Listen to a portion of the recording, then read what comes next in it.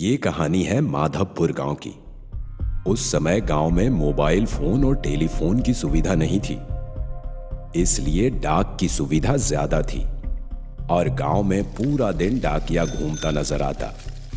माधवपुर गांव का डाकघर जो काफी फेमस था, वहां एक डाकिया था राम, जो अकेले ही गांव के सभी घरों में चिट्ठियां दिया करता था। अकेला होने के कारण काम कुछ ज्यादा ही था, इसलिए वो देर रात तक घरों में जाकर चिट्ठियां पहुंचाता। एक दिन राम पूरे गांव की चिट्ठियां देकर लौटा तो पता चला कि कुछ चिट्ठियां रह गई हैं और वो चिट्ठियां पड़ोस के गांव की थी। राम चिट्ठियां लेकर निकल पड़ा पड़ोस के गांव की ओर। पहुंचते पहुंचते शाम हो चुकी थी, तो राम एक चाय की दुकान पर रुककर चाय पीने लगा। उतने में चाय वाले ने पूछा, डाकिया साहब कहाँ जा रहे हो? तो राम ने जवाब दिया, रतनपुर गांव जा रहा हूं। रतनपुर गांव का नाम सुनते ही चाय वाले की जुबान लड़खड़ाने लगी और वो बिल्कुल चुप हो गया और दबी आवाज में कहा, डाकिया साहब अपना ख्याल रखना, रतनपुर गांव का रास्ता ठीक नहीं है। तो राम ने हंसते हुए कहा, तुम्हें तो पता है मैं इन सब बातों में विश्वास नहीं करता। ये कहकर राम वहां से निकल गया। करीब 1 घंटे बाद राम गांव पहुंचा और उसने सब चिट्ठियों को अपने पते पर पहुंचाना शुरू किया। चिट्ठियां बांटते बांटते रात के 9 बज चुके थे। पूरे गांव में सन्नाटा छा गया था। कुत्तों के रोने की आवाजें आ रही थी।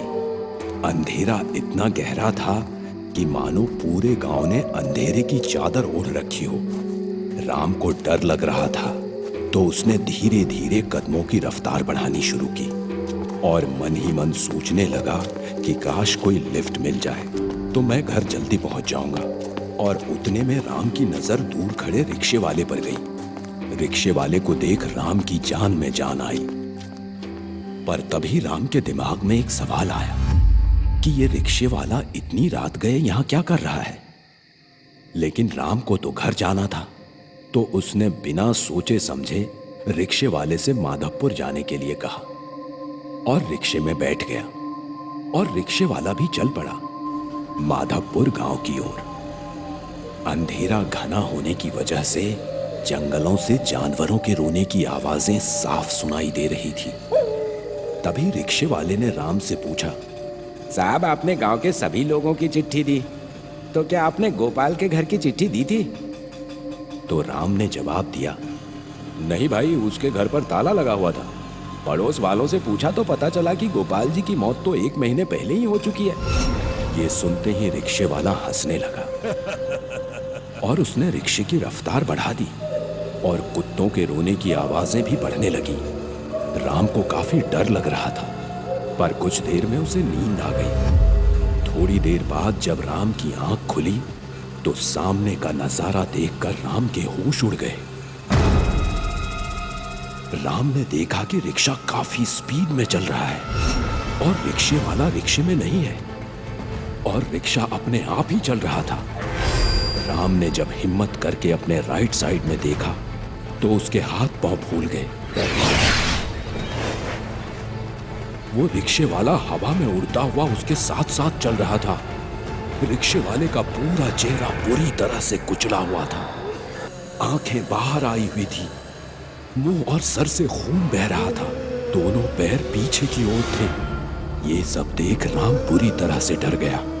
उसे समझ नहीं आ रहा था कि वो क्या करे। अचानक उड़ती हुई आत्मा ने कहा, मेरा नाम गोपाल है। कुछ दिनों पहले रिक्शा चलाते वक्त मेरा एक्सीडेंट हो गया था और ये बात मेरे घर वालों को नहीं पता। और जिसने मेरा एक्सीडेंट किया वो आज भी खुलेआम घूम रहा है। क्या आप मेरे मौत की चिट्ठी मेरे घर पहुंचा सकते हैं? इतना कहते ही गोपाल की आत्मा हवा में धुआं हो गई। कहते हैं उस घटना के बाद वो रिक्शा आज भी अपने आप चलता है और 6 बजे के बाद रतनपुर गांव कोई नहीं जाता।